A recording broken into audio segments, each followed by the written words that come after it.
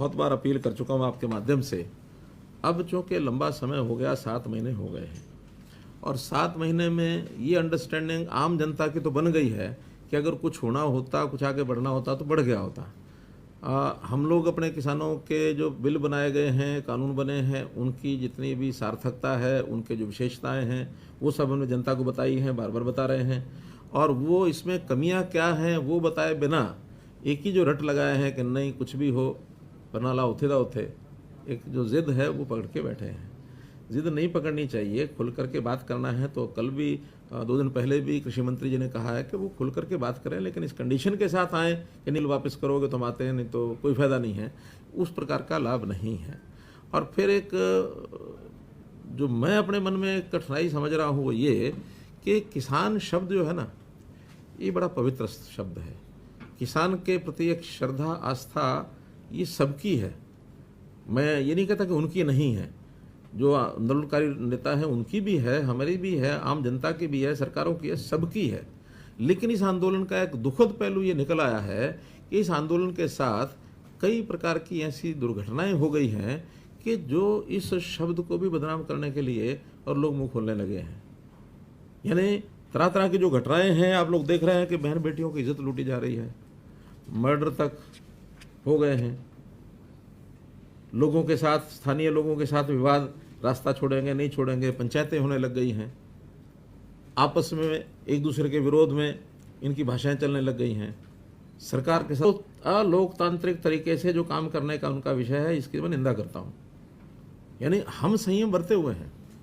वो हमेशा क्या कहेंगे कि ये मंत्री नहीं जा सकता, ये एमएलए नहीं जा सकता, मुख्यमंत्री नहीं जा सकता, उप मुख्यमंत्री नहीं जा सकता। आखिर सरकार को जो चला रहे हैं उनकी जिम्मेवारी है जनता में जाना और जनता की बातों को सुनना। और जिस प्रकार से उनके एक नोटिस निकलते हैं और जिस प्रकार का चैलेंजिंग भाषा में रहता है, तो एकदम शुद्ध अलोकतांत्रिक है ये।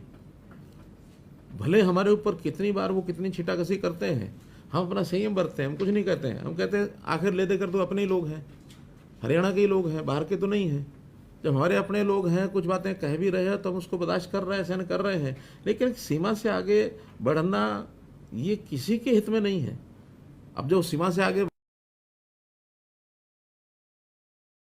बढ़े, तुमको कहना पड़ा एक बार कि आप लिख करके दीजिए कि हम अपने आंदोलन को शांति, हिंसात्मक काम नहीं करेंगे, और हिंसात्मक गतिविधि होगी तो उनके खिलाफ कार्रवाई भी होगी, एफआईआर भी होगी, और उस एफआईआर के बाद कोर्ट के जो नोटिस आएंगे वो भी उनको जाएंगे, कोर्ट अपना काम वो भी करेगा। इसलिए एक सीमा तक तो संयम बरतना भी अच्छा लगता है। आखिर की कितनी घटनाएं पिछले राज्यों में 2014 से पहले किस सरकार के, किस मुख्यमंत्री के काल के अंदर कोई ना कोई बड़ी घटना नहीं हुई किसानों के साथ? क्या क्या कांड नहीं हुए? कहीं मंडियाली कांड है, तो कहीं कंडेला कांड है, तो कहीं कितने ही हैं गिनोगे तो। लेकिन हम संयम इसलिए बरते हैं कि नहीं, आखिर किसान शब्द जो है इसकी पवित्रता ये बनी रहनी चाहिए। और अगर किसान शब्द की पवित्रता खत्म कर दी, जो इनके कामों से हो रही है, तो ये बहुत बड़ा नुकसान किसान का कर रहे हैं। किसानों का नुकसान न करें, ये मेरी अपील है। हम तो किसानों के लिए कितना काम कर रहे हैं हरियाणा में, कितनी बार मैं गिना चुका हूं। यानी सबसे बड़ा इनका विषय है कि केंद्र सरकार केवल 2 ही चीज़ों की प्रोक्योरमेंट करती है, धान और गेहूं। हम 10 फसलों की प्रोक्योरमेंट करते हैं। बाजरे की प्रोक्योरमेंट में तो इस बार 800 करोड़ रुपए से ज़्यादा ये लॉस हो रहा है हमको। फिर हम मूंग करते हैं, मूंगफली करते हैं, मक्का करते हैं, कपास करते हैं। इस बार तो जौ और तिल भी शुरू किए हमने, चना करते हैं। उन 2 फसलों के अलावा बता रहा हूं मैं, सूरजमुखी करते हैं। तो फसलें हालांकि भले क्वांटिटी उनकी कम होती है, लेकिन हम कहते हैं नहीं, जिन फसलों की आवश्यकता है, दालें हैं, तिलहन है, जितना बोएंगे हम सब उठाएंगे, और उसका पैसा भी ज़्यादा मिलता है किसान को। सरसों इस बार जो प्रोक्योरमेंट रेट है उससे 1.5 गुना से भी ज़्यादा मिली है। और बल्कि सरसों जिन्होंने खरीदी उनको टैक्स भरना पड़ा, तो किसान कहता है कि मैं वहाँ बेचूंगा तो मुझे 5 रुपये ज़्यादा मिलेगा। जब हमने कहा कि वहाँ टैक्स तो आपको वहाँ भी देना पड़ेगा, क्यों?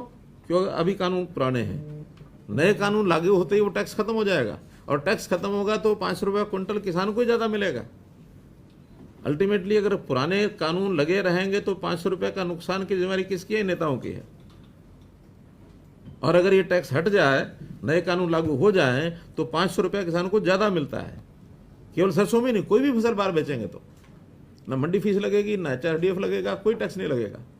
लेकिन जब तक ये पुराने कानून, हमें इस कारण से पुराने जो एक बार कानून नए बन रहे हैं, हमने जो MSP आइटम्स मंडी के अंदर जो हम खरीदते नहीं हैं, MSP नहीं है, उनका 4 का 1% किया था, किसका? बासमती का। अल्टीमेटली जब कानून नए लागू नहीं हुए तो वापस हमको 4% करना पड़ा, क्योंकि पुराने कानून के हिसाब 4% ही है। वो अल्टीमेटली नुकसान तो या तो किसान का, व्यापारी का, किसी का तो हो ही रहा है। तो इसलिए मैं यानी इन शब्दों में आर्थिक दृष्टि से समझाना चाहता हूँ कि पुराने नियमों का कितना नुकसान है और नए नियमों का कितना लाभ है। तो सर ये जो टोल फ्री कर रखे हैं, इसको लेके भी गडकरी साहब ने एतराज़ जताया कि ये टोल जो है चालू कराओ, खुले कराओ। हमने कहा ये आपकी प्रॉपर्टी है, आप इस पर संज्ञान लीजिए। वो संज्ञान लेंगे। हमने हमारे जो HSIDC के थे 3 टोल KMP के, हमने चालू करा दिए। हरियाणा के 3 टोल थे, हमने चालू करा दिए। अब ये किसान एक पवित्र शब्द है, इन्हें किसान ना क्या कहा जाए, क्या संज्ञा दी जाए? मैंने बताया कि जो आंदोलनकारी बैठे हैं वो वास्तव में किसान नहीं हैं। वास्तव में जो किसान हैं वो इन नियमों से, इन कानूनों से कोई एतराज़ नहीं उसको। ये केवल राजनीतिक तौर के ऊपर चीज़ों को आगे बढ़ाए हुए हैं। पंजाब के अंदर चौधरी लगी है, हमारे यहाँ तो कोई चुनाव है नहीं, लेकिन केवल जिसको कहना चाहिए कि पॉलिटिकल एक एंगल से सरकार को बदनाम कैसे किया जाए, कांग्रेस पार्टी इनका सहयोग कर रही है। कांग्रेस एक पॉलिटिकल पार्टी है। कुछ और जिन लोगों को लगता है कि पॉलिटिकली हमको इस नैया के ऊपर बैठ करके हम आगे बढ़ना चाहते हैं, बढ़ नहीं पाएंगे, क्योंकि आज जितने मुट्ठी भर लोग हैं, अभी बहुत बड़ी संख्या में नहीं है। अब कोई हमसे पूछ सकता है अगर मुट्ठी भर हैं तो फिर आप उनका मुकाबला कार्यक्रमों के माध्यम से क्यों नहीं करते?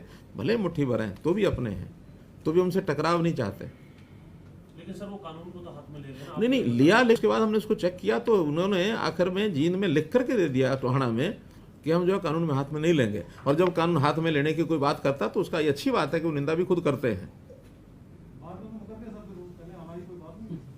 नहीं सब वो लिख के दिया, वो तो मीडिया में छपा है। बात हुई कि नहीं, तो उन्हीं के साइन है, 2 आदमियों के साइन उन्हीं की ओर से हैं। ये आप देख लीजिए उन्होंने कहा है कि नहीं कहा है। वहाँ पे जो स्थानीय लोग अभी इकट्ठा हो रहे हैं, रास्ते बंद हैं, तो सिचुएशन में टकराव ना हो आपस में। तो इसके लिए मैंने बताया कि हम अभी पंचायतें जो कर रही हैं उनसे बातचीत, उनकी बैठकें होती हैं, मीटिंग्स होती हैं। उन्होंने एक रास्ता खोलने की बात कही है और मुझे लगता है कि अब खुल जाना चाहिए रास्ता बहुत जल्दी। अब वो उस रास्ते को बंद रखने के लिए कोई ताकत भी नहीं बची है उनके, खुल जाएंगे जल्दी। टकराव ना हो, बस यही संयम है। जिस दिन टकराव होने लगा संयम भी टूटेगा।